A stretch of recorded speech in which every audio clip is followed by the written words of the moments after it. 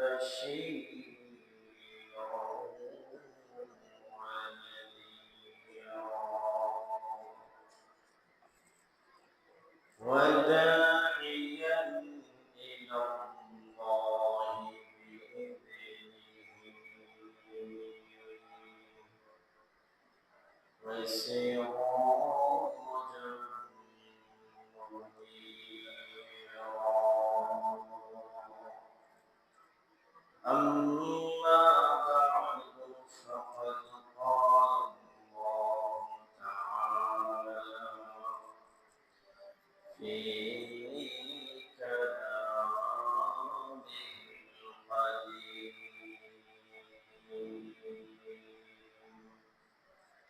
وفي فرقانه الحميد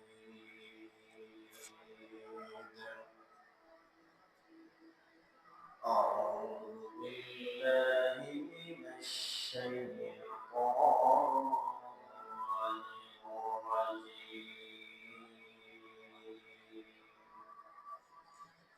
بسم الله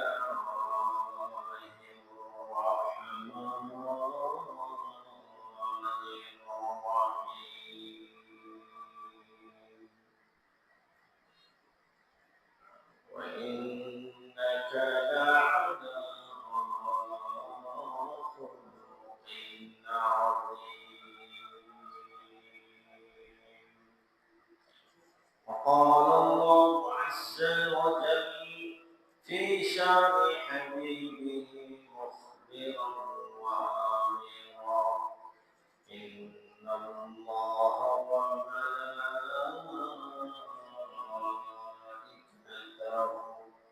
يصلون على النبي يا أيها الذين آمنوا صلوا عليه وسلموا تسليما اللهم صل على محمد وعلى آل محمد كما صليت على إبراهيم وعلى آل إبراهيم إنك حميد مجيد سبحانك لا علم لنا إلا ما علمتنا إنك أنت العليم الحكيم ربي زدني علما رب اشرح لي صدري ويسر لي أمري واحلل عقدة من لساني يفقهوا قولي سبحانك لا علم لنا إلا ما علمتنا إنك أنت العليم الحكيم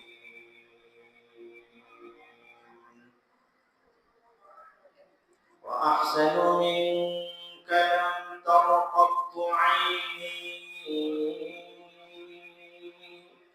وأجمل منك لم تلد النساء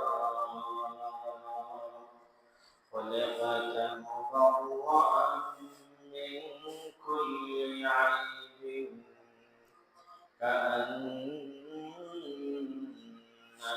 قد خلقت كما تشاء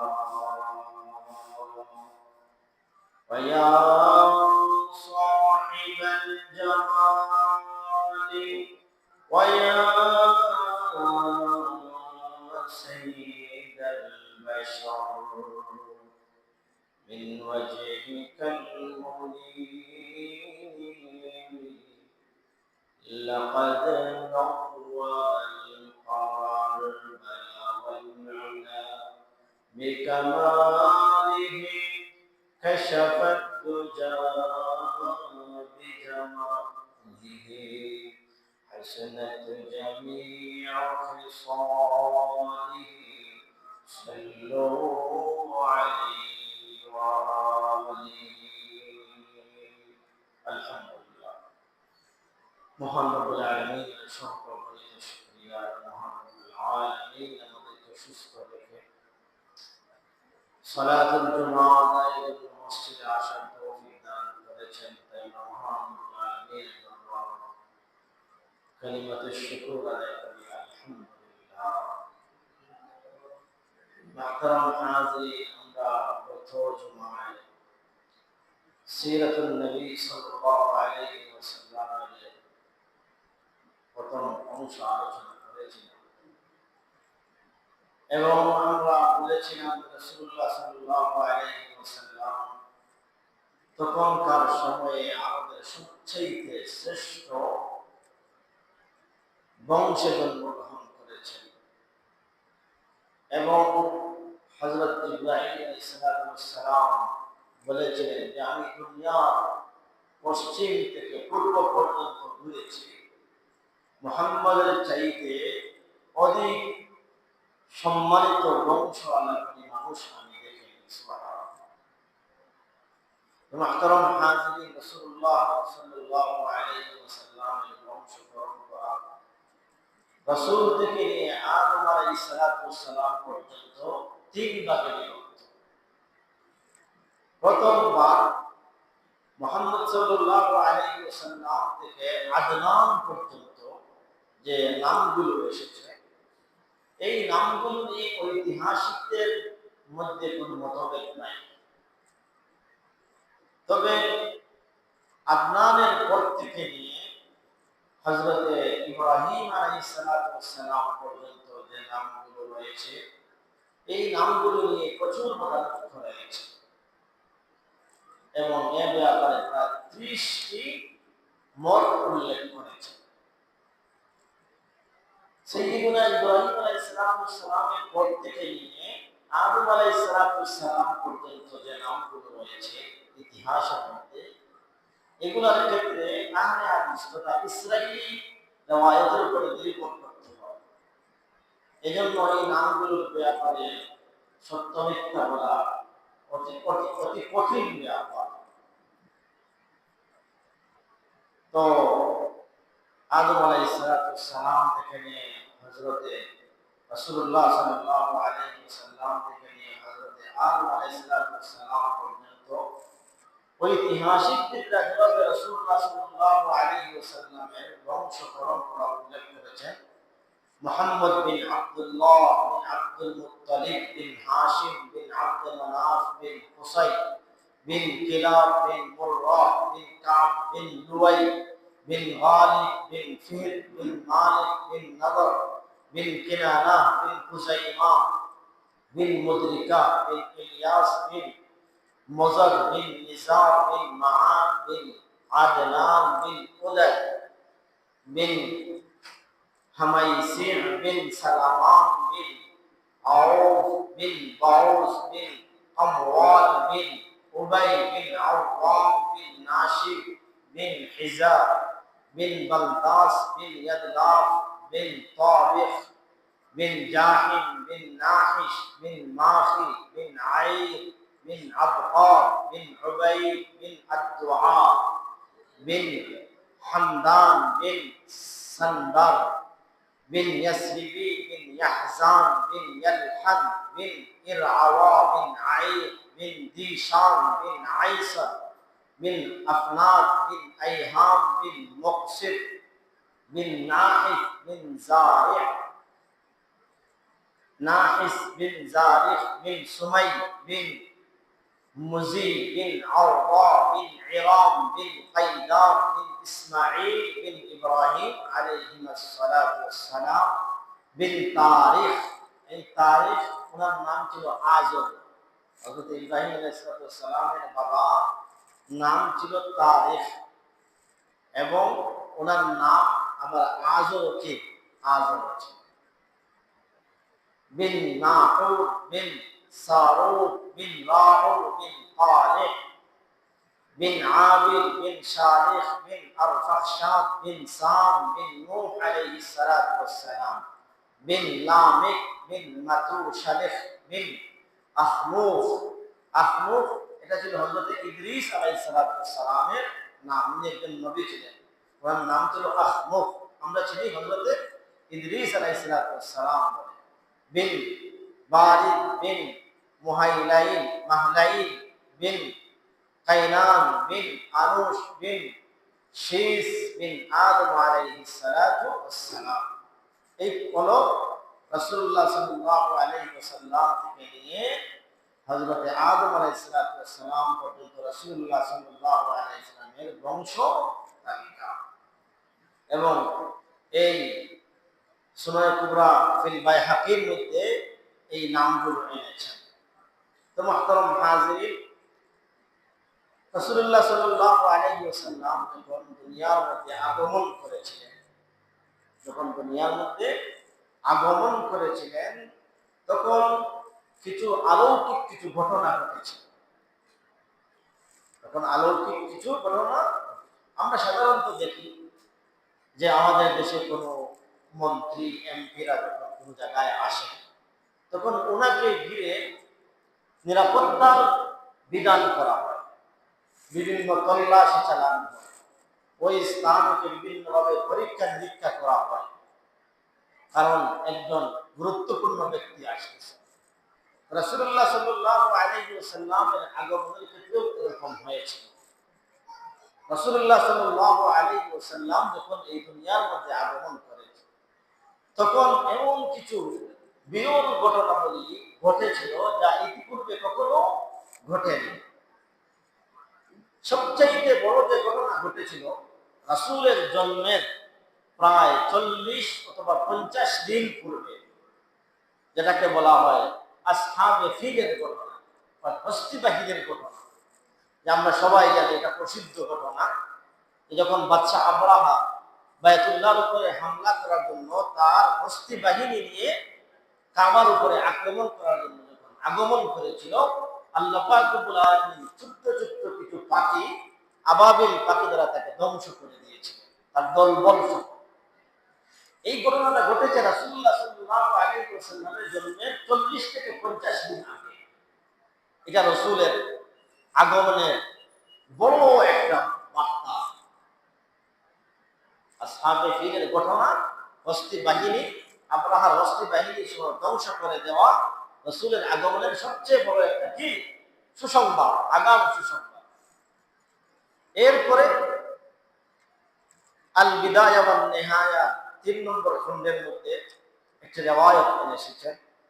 লাম্মা কানাতিল লাইলাতুল লাতী উলিদা ফিহা রাসূলুল্লাহ সাল্লাল্লাহু আলাইহি ওয়াসাল্লাম ইরতাজাসা ইওয়ান কিসরা وسقطت منه 14 شرفا وخمدت نار فارس ولم تخمد قبل ذلك ب1000 عام وغابت بحيرة ساوى ورأى الموبدان إبلا فأصابا نقود خيلا عرابا قد قطعت دجلا وانتشرت في بلادهم فلما أصبح كسرى أفزعه ذلك فتصبر عليه تشجعا রাসূলুল্লাহ সাল্লাল্লাহু আলাইহি ওয়াসাল্লাম যে রাত্রিতে জন্মগ্রহণ করেছিলেন, ওই রাত্রিতে ইরতাজাসা ইওয়ান কিসরা, রাজা কিসরা, বাদশা কিসরার প্রাসাদ হঠাৎ প্রকম্পিত, জালজালা, ভূমিকম্প শুরু হয়ে গেল তার রাজপ্রাসাদের মধ্যে। এবং তার রাজপ্রাসাদের 14টা গম্বুজ ছিল, আর 12 শুরফা, যে 14টা গম্বুজ ছিল তার রাজপ্রাসাদে, এই 14টা গম্বুজ ভেঙে পড়ে গেল। এবং পারস্য দেশে একটা অগ্নিকুণ্ড ছিল, এই অগ্নিকুণ্ডটা নিভে গেল। যে অগ্নিকুণ্ডটা ক্বাবলা যালিকা বি1000 আম, ইতিপূর্বে 1000 বছর পূর্বে ওটা কি হয়নি, কোনোদিন নিবে, এটা কি হয়ে গেল, এটা নিবে গেল। এবং বুহাইরা সাওয়া, বুহাইরা সাওয়া নামে একটা জলাশয় ছিল, এই জলাশয়ের পানি কোনোদিন শুকায়নি। রাসূলুল্লাহ সাল্লাল্লাহু আলাইহি ওয়াসাল্লাম যে সময় জন্মগ্রহণ করেছিলেন এটা শুকিয়ে গিয়েছিল। এবং সিরিয়া একজন পাদ্রী, তার নাম ছিল মুবিজান। কি নাম ছিল? মুবিজান। সিরিয়ার বিখ্যাত এক পাদ্রী, নাম ছিল মুবিজান। মুবিজান স্বপ্নে দেখলো যে অনেক উট, অনেক উট অনেক গুড়াকে হাঁকিয়ে দাজলা নদী পার করে দিল। এবং এটা দাজলা নদী পার হয়ে এদের দেশে সবাই আছে পেয়ে গেল। এটা মুবিজান স্বপ্নে দেখলেন। তো বাদশাহ, পারস্যের বাদশাহ যখন স্বপ্ন দেখে, যখন তার সভা নিয়ে, তার মন্ত্রিসভা নিয়ে যখন সে বসল, সে অনেক ভয়ে পেল। সে স্বপ্ন দেখে যে এগুলা কি দেখলাম, যে আমার রাজপ্রাসাদ ভূমিকম্প ভেঙে যাচ্ছে, আমার রাজপ্রাসাদের 14টা গম্বুজ ভেঙে খান খান হয়ে যাচ্ছে, যে পারস্যের অগ্নিকুণ্ড 1000 বছর ধরে জ্বলছিল সেটাও নিভে গেল এবং ওই জলাশয়ে শুকিয়ে গেল। তো সে তার সভাসদ নিয়ে, তার মন্ত্রিসভা নিয়ে সে বসল পরামর্শ করার জন্য যে এগুলা কি দেখলাম। সে তার মন্ত্রিসভার লোকদেরকে লক্ষ্য করে বলল, আতাদরুনা ফীমা বুইসাত ইলাইকুম, আতাদরুনা ফীমা বুইসতা ইলাইকুম, ক্বালু লা ইল্লা আন ইখবিরানাল মালিকু ফাবাইনামা হুয়া কাযালিকা ইয ওয়ারাদা আলাইহিম কিতাবু বিখুমুদিন নিরান ফাজদাদা গাম্মান ইলা গাম্মিহি। সে তার সভাসদকে বলল, তার মন্ত্রিসভাকে ডেকে বলল যে যে তোমরা কি কোনো কিছু জানো? তোমাদেরকে কেন ডাকা হয়েছে? ফীমা বুইসতা ইলাইকুম, যে তোমাদেরকে কেন ডাকা হয়েছে, তোমরা কি কোনো কিছু জানো? তখন মন্ত্রিসভার লোকেরা বলল, লা ইল্লা আন ইখবিরানা, যে বাদশাহ জাহাপনা, আপনি আমাদেরকে কোনো কিছু না বললে আমরা জানবো কিভাবে? আপনি আমাদেরকে কোনো কিছু না বললে, আমরা তো কোনো কিছু জানি না, আপনি আমাদেরকে না বললে আমরা কিভাবে জানবো? তখন বাদশাহ উনি ওনার যে রাত্রে যে স্বপ্নগুলা দেখেছিলেন ওইগুলা আমি সবিস্তারে বর্ণনা করি, যে আমি আজ রাত্রে স্বপ্নে দেখলাম যে আমার রাজপ্রাসাদের মধ্যে ভূমিকম্প শুরু হয়ে গেছে, আর ভূমিকম্পের দ্বারা আমার রাজপ্রাসাদের যে 14টা গম্বুজ ছিল এগুলা কি দশে দশে পড়তেছে। এবং ওই পারস্যের অগ্নিকুণ্ড, যে অগ্নিকুণ্ড 1000 বছর ধরে জ্বলছিল, এটাও নিভে গেল।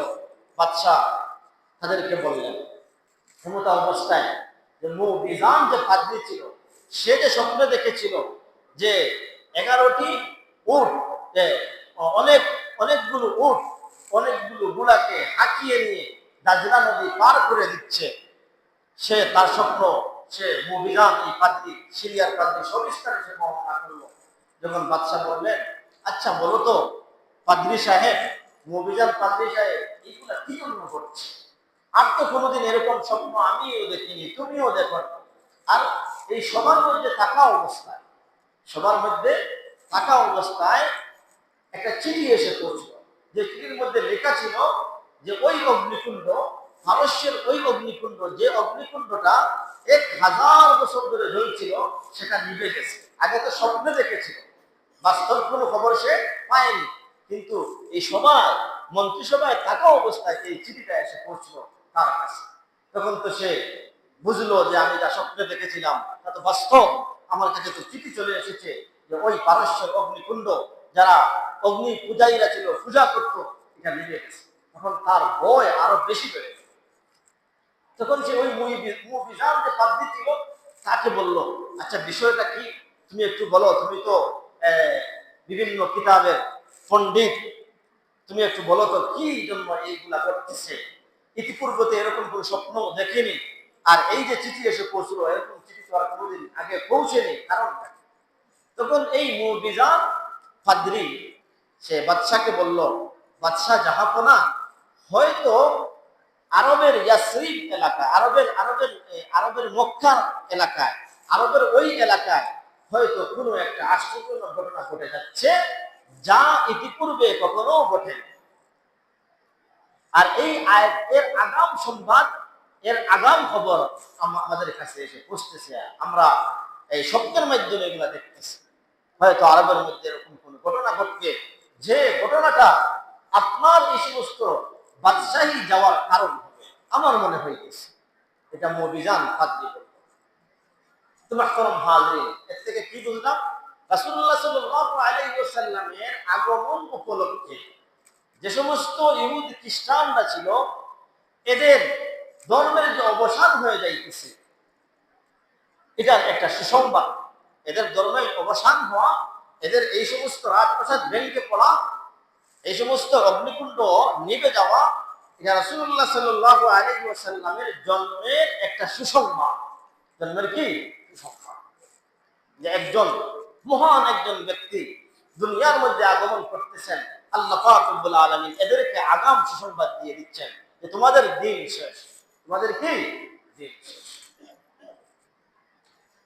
এবং নবীজি সাল্লাল্লাহু আলাইহি ওয়াসাল্লাম এদের জন্য ছিল দুঃসংবাদ, কিন্তু যারা দ্বীনে মুহাম্মদকে গ্রহণ করেছে এদের জন্য ছিল সুসংবাদ।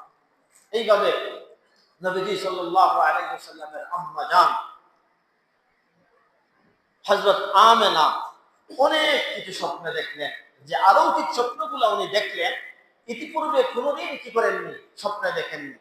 এ ব্যাপারেও তাফসীরে ইবনে কাসিরের মধ্যে এবং আল বিদায়া ওয়ান নিহায়ার মধ্যে আল্লামা ইবনে কাসির রাহমাতুল্লাহি আলাইহি উল্লেখ করেছেন, وقال محمد بن إسحاق فكانت آمنة بنت وهب رسول الله صلى الله عليه وسلم تحدث أنها أتيت حين حملت برسول الله صلى الله عليه وسلم فقيل لها إنك قد حملت بسيد هذه الأمة فإذا وقع إلى الأرض فقولي أعيذه بالواحد من كل شر حاسد ثم سميه محمدا ورأت حين حملت به أنه خرج منها نورا رأت به قصور بصرى من أرض الشام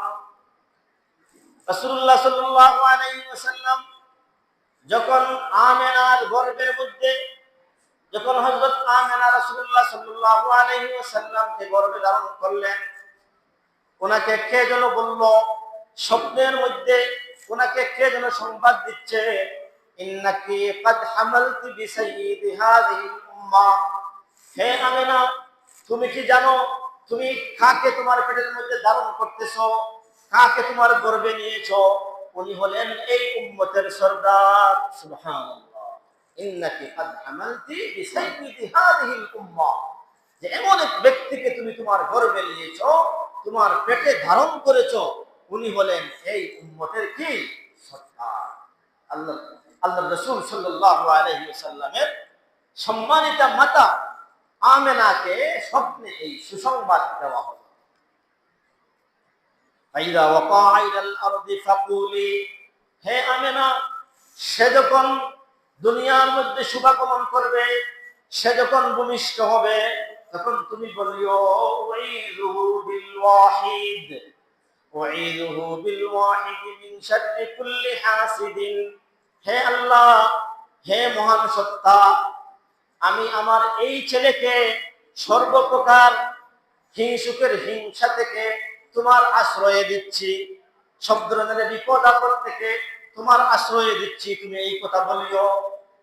স্বপ্নে এটাও বলে দেওয়া হলো যে এই ছেলে যখন দুনিয়ার মধ্যে আগমন করবে, যখন ভূমিষ্ঠ হবে, তখন তুমি আল্লাহর কাছে এটা বলিও যে হে আল্লাহ, আমার এই মহান ছেলেকে সর্বপ্রকারের অনিষ্টকারী, সর্বপ্রকারের হিংসুকের হাত থেকে তুমি রক্ষা করিও, সর্বপ্রকার বিপদ আপদ থেকে তুমি রক্ষা করিও।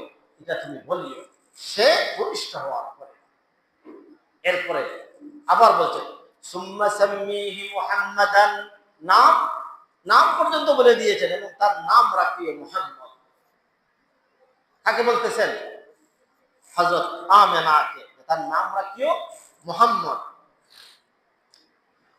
ওয়ারাআত হিনা হামালাত বিহি আন্নাহু খারাজা মিনহা নূরুন, আমেনা বলেন আমার এই মহান ছেলে, আমার এই শ্রেষ্ঠ ছেলে যখন জন্ম নিল, আমার উদর থেকে যখন বেরিয়ে আসলো, তখন যেন আমি বুঝলাম আমার গর্ভ থেকে একটা নূর বের হয়েছে। একটা কি বের হয়েছে? নূর বের হয়েছে। এখানে নূর মানে আলো, হেদায়েত। রাসূলকে গত সপ্তাহেও বলেছি, বারবার বলতেছি, হাদিসের এই সমস্ত বা এই সিরতের কিতাবের এই সমস্ত নূর দ্বারা উদ্দেশ্য আল্লাহর রাসূল হেদায়েতের আলো। হেদায়েতের কি আলো? যে একটা নূর বেরিয়ে পড়লো আমার ভিতর, আমার পেটের ভিতর থেকে বেরিয়ে পড়লো, আমি যেন বুঝলাম ওয়ারাআত বিহি কুসুরা বুসরা মিন আরদি শাম, এবং শামের বিভিন্ন পর্বততালিকা প্রসাদ আমার চোখের সামনে ভেসে উঠতে লাগলো। সুবহানাল্লাহ। যে আমি আমার ঘরে বসে, আমার ঘরের মধ্যে বসে বসে আমি থেকে আমি দেখতে লাগলাম এই নূরের মাধ্যমে, এই আলোর মাধ্যমে কি শামের, সিরিয়ার বিভিন্ন রাজার প্রসাদ আমি দেখতে লাগলাম। এটা হলো রাসূলুল্লাহ সাল্লাল্লাহু আলাইহি ওয়াসাল্লামের সম্মানিত মাতা হযরত আমেনা এটা সুসংবাদ দিয়েছে। যে ওনাকে সুসংবাদ দেওয়া হয়েছে যে তোমার পেটে যে সন্তান, এই সন্তানটা হলো এই উম্মতের সর্দার। তুমি সে জন্ম নেওয়ার পরে তাকে আল্লাহর আশ্রয়ে দিও, সমস্ত বিপদ আপদ থেকে আল্লাহর আশ্রয়ে দিও, তার নাম রাখিও কি মুহাম্মদ। এই জন্য আমরা আমাদের সন্তান জন্ম নেওয়ার পর থেকে আল্লাহর কাছে দোয়া করা, হে আল্লাহ আমাকে যে এই সন্তান দিয়েছেন, এই সন্তানকে আপনি নেককার হিসাবে কবুল করুন এবং সর্বপ্রকারের শয়তানের ধোঁকা, শয়তানের অনিষ্ট, বিপদ আপদ থেকে তুমি রক্ষা করুন। হযরত মারইয়াম আলাইহিস সালাতু ওয়াস সালাম, হযরত ঈসা আলাইহিস সালাতু ওয়াস সালাম যখন জন্মগ্রহণ করেছিলেন, তখন বলেছেন ওয়াইযুহা বিকা ওয়া যুররিয়াতাহা মিনাশ শাইতানির রাজীম। মারইয়াম আলাইহিস সালাতু ওয়াস সালাম বলেন, আল্লাহ আমি তোমার কাছ থেকে আশ্রয় চাচ্ছি মরদুদ শয়তান থেকে, তার জন্য এবং তার যত সন্তান সন্ততি দুনিয়ার মধ্যে আগমন করবে এর জন্য। হযরত মারইয়াম আলাইহিস সালাতু ওয়াস সালাম যখন ঈসা আলাইহিস সালাতু ওয়াস সালাম জন্মগ্রহণ করেছিলেন, তখন এই কথাটা বলেছিলেন। এটা আমাদের জন্য কি শিক্ষা। এরপর এটা তো রাসূলুল্লাহ সাল্লাল্লাহু আলাইহি ওয়াসাল্লামের গর্ভে থাকা অবস্থায় সাইয়্যিদ হযরত আমেনাকে দেওয়া আগাম সুসংবাদ। এবং আমেনা বলেন আন্না আমিনাতা বিনতে ওয়াহাবিন قالت لقد علقت به تعني رسول الله صلى الله عليه وسلم فما وجدت له مشقة حتى وضعته فلما فصل مني خرج معه نور أضاء له ما بين المشرق والمغرب ثم وقع إلى الأرض معتمدا على يديه ثم أخذ قبضة من التراب فقبضها ورفع رأسه إلى السماء।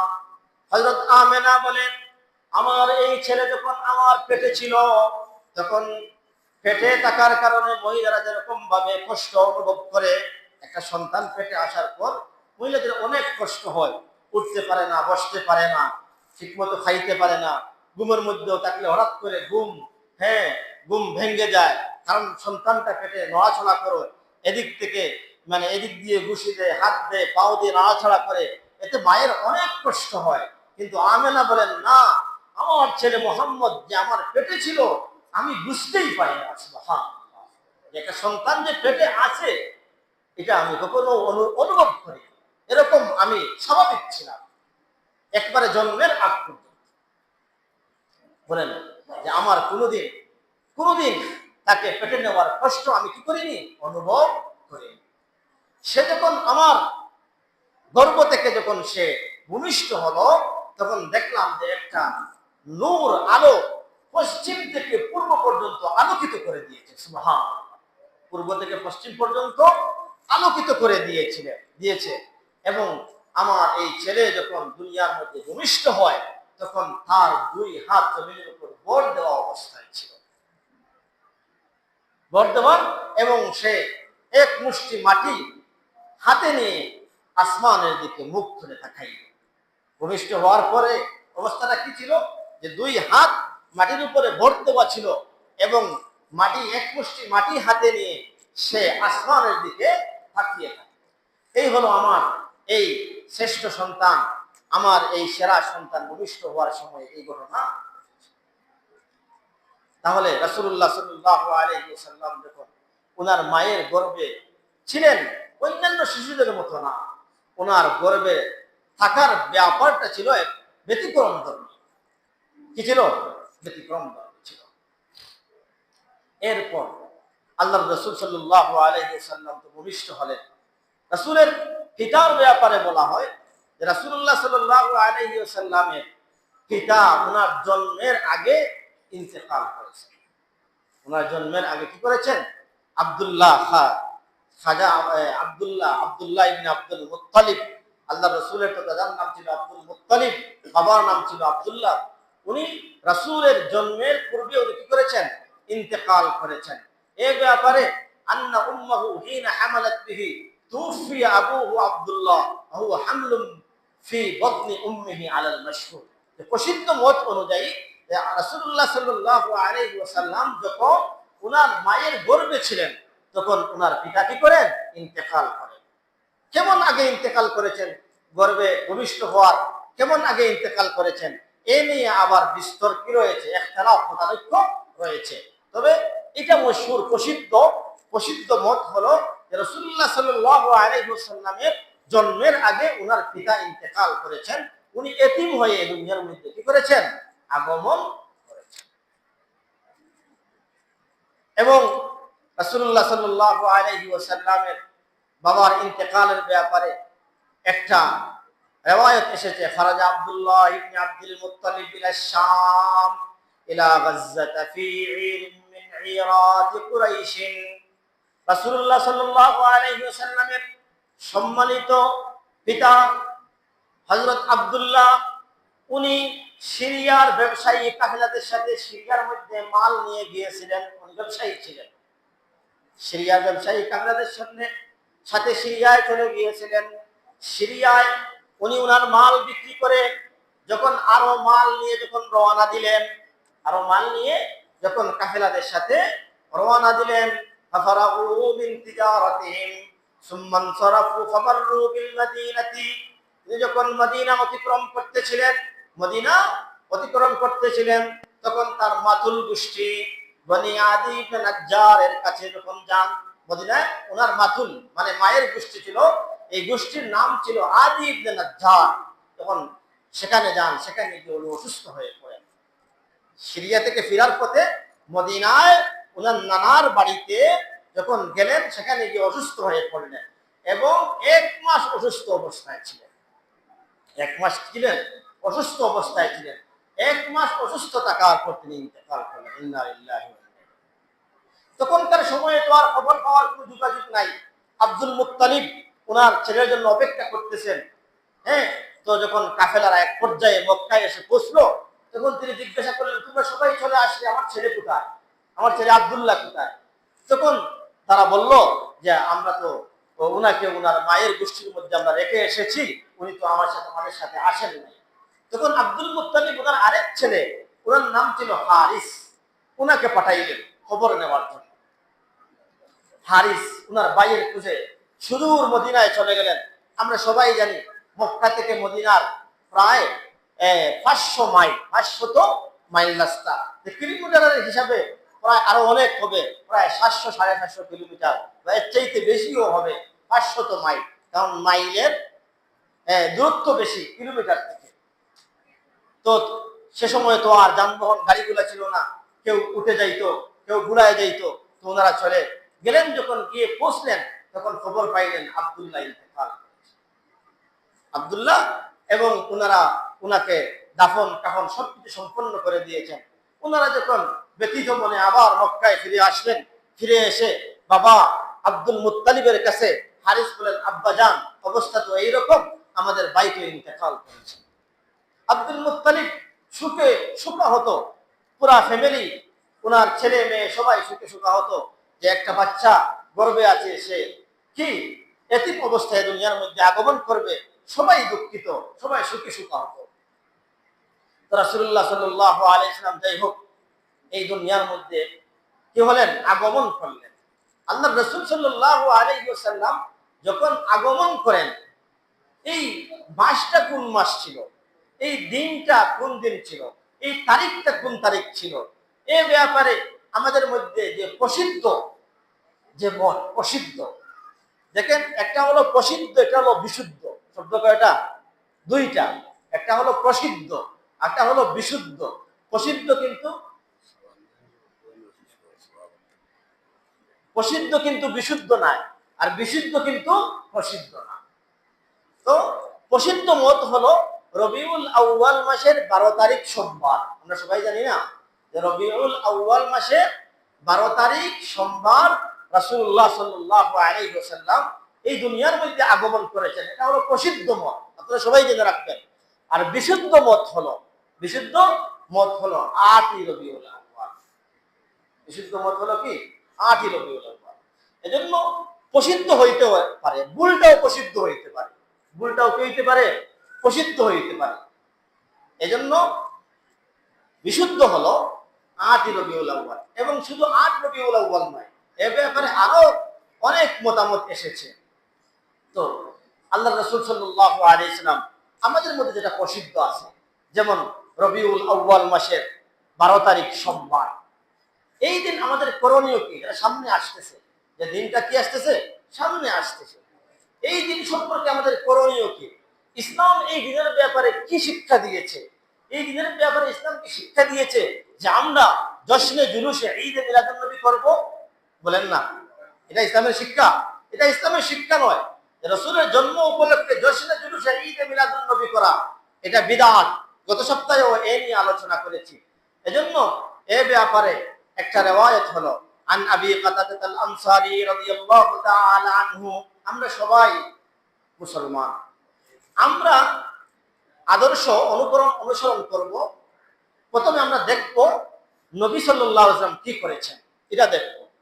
রাসূল থেকে যা পাবো এটাই আমরা আমলে আনবো, এর বাইরে এর ব্যতিক্রম কোনো কিছু আমলে আনবো না। আর যে জিনিসটা রাসূলের যুগে উজুদে আসেনি, বিদ্যমান হয়নি, পরে এসেছে, এই জিনিসটা যদি আমরা সাহাবায়ে কেরাম থেকে পাই তাহলে এর উপরে আমরা আমল করব। যদি দেখি সাহাবায়ে কেরাম এই ব্যাপারে এরকম কোনো আমল করেন নাই যেটা আমরা করতেছি, তাহলে বুঝতে হবে এটা বিদআত। আলাইকুম বিসুন্নতি ওয়া সুন্নাতিল খুলাফাইর রাশিদিন আল মাহদিয়্যিন। রাসূল বলে গিয়েছেন যে আমার পরে তোমরা আমার সুন্নাত তো তোমরা ধরবে, আঁকড়ে ধরবে, এবং আমার পরে তোমরা কি করবে? সুন্নাতিল খুলাফাইর রাশিদিন আল মাহদিয়্যিন। আমার খুলাফায়ে রাশিদা 4 জন আছেন, আবু বকর আছেন, ওমর আছেন, ওসমান আছেন, আলী আছেন, তোমরা এদেরকে ফলো করবে। এরা যা করবেন রাসূল ঘোষণা দিয়ে দিয়েছেন। কারণ রাসূল জানেন যে 1400, 1300, 1400, 1500 বছর বাদে এমন কিছু লোক আসবে যারা কিছু মনগড়া মতবাদ উত্থাপন করবে আর মানুষকে বিভ্রান্ত করবে। ওয়া সুন্নাতিল খুলাফাইর রাশিদিন আল মাহদিয়্যিন, আমার হেদায়েত প্রাপ্ত এই 4 খলিফাকে তোমরা অনুসরণ করবে। আদু আলাইহা বিন নওয়াজিজ। নওয়াজিজ বলা হয়, আমরা বলি গাইল দাঁত দিয়ে এদের অনুকরণকে আঁকড়ে ধরবে। এরকম গাইল দাঁত দিয়ে কোনো জিনিস করলে আর টেনে আনা যায় না, এরকম ধরবে, এর বাইরে কোনো কিছু করবে না। এরপরে আল্লাহ রাসূল সাল্লাল্লাহু আলাইহি ওয়াসাল্লাম বলেছেন যে আমার সাহাবায়ে কেরাম, যে আসহাবি কান নুজুম, এদের 4 জনের আলোচনা তো ভিন্ন, আলাদা। এরপরে আসহাবি কান নুজুম বিআইহিম ইক্তাদাইতুম ইহতাদাইতুম, আমার সাহাবায়ে কেরামরা আকাশের তারকার মতো, যারা এদেরকে ফলো করবে, এদেরকে অনুসরণ করবে, এরাই হেদায়েত পাইবে। কি বলেছি? আসহাবি কান নুজুম, আমার সাহাবায়ে কেরামরা তারকার মতো, যারা এদেরকে ফলো করবে, এদের অনুকরণ করবে, এরাই হেদায়েত প্রাপ্ত। আর যারা এর বাহিরে কি করবে, চলবে, এরা গুমরাহ, এরা পথভ্রষ্ট, এরা বিদআতি। কত পরিষ্কার, তার মধ্যে কোনো ভেজাল নাই। তো রাদিয়াল্লাহু আন আবি কাতাদাহ রাদিয়াল্লাহু তাআলা আনহু আন্না রাসূলুল্লাহ সাল্লাল্লাহু আলাইহি ওয়াসাল্লাম আন সাওমি ইয়াউমিল ইসনাইন। আল্লাহর রাসূল প্রতি সোমবারে রোজা রাখতেন। কোন বারে? সোমবারে। এমনি তো আইয়ামে বীজের রোজা রাখতেন প্রতি চন্দ্র মাসের 13, 14, 15 তারিখ, যেটাকে আইয়ামে বীজের রোজা বলা হয়, এবং প্রতি সোমবারেও রোজা রাখতেন। এক সাহাবায়ে কেরামরা প্রশ্ন করলেন, ফালা যাকা, প্রশ্ন করলেন, ইয়া রাসূলুল্লাহ, আপনি সোমবারে কেন রোজা রাখেন? আল্লাহ রাসূল বলেন, যাকা ইয়াউমা উলিদতু ফীহি, কারণ ওই দিন সোমবারে আমি জন্মগ্রহণ করেছিলাম। তারিখ নির্ধারিত নয়, সোমবারে আল্লাহ রাসূল জন্মগ্রহণ করেছেন, এটা সহিহ এবং বিশুদ্ধ। তারিখের ব্যাপারে মতানৈক্য রয়েছে, কথাগুলো ভালো করে বুঝবেন। দিনের ব্যাপারে কোনো মতানৈক্য নাই। হ্যাঁ, কেউ কেউ শুক্রবারের কথা বলেছেন, কিন্তু এ ব্যাপারে বলা হয়েছে এটা গ্রহণযোগ্য মত নয়, সোমবারটা গ্রহণযোগ্য। এজন্য সোমবারের ব্যাপারে বিশুদ্ধ মত। তারিখের ব্যাপারে 12 পাওয়া যায়, 10ও পাওয়া যায়, আবার কি পাওয়া যায়, 8ও পাওয়া যায়। এজন্য সোমবারে আল্লাহ রাসূল রোজা রাখতেন। যখন জিজ্ঞাসা করা হলো, আপনি সোমবারে কেন রোজা রাখেন? আল্লাহ রাসূল বলেন, ওই দিন আমি জন্মগ্রহণ করেছিলাম, এই জন্য রোজা রাখি। তাহলে নবীজির জন্মের ব্যাপারে আমরা করলে কি করতে পারি বলেন? নবীর জন্মের ব্যাপারে আমরা করলে কি করতে পারি? রোজা রাখতে পারি। রসুলের শিক্ষা তো এটাই, রোজা রাখবো না সেই দিন জিলাপি খাইবো, মিষ্টি খাইবো, জশ্নে জুলুস করে, হ্যাঁ, জিলাপি খাইবো, মিষ্টি খাইবো। রসুল এটা বলেছেন, স্পষ্ট হাদিসের মধ্যে এসেছে যে কাতাদা রাদিয়াল্লাহু তাআলা আনহু থেকে আল্লাহ রসুল বলেছেন স্পষ্ট যে আমি আমার জন্মের শুকরিয়া হিসেবে আমি ওই দিন রোজা রাখি, কারণ আমি সোমবারে জন্মগ্রহণ করেছি। আরেকটি কারণ হলো, ওই দিন আমার উপরে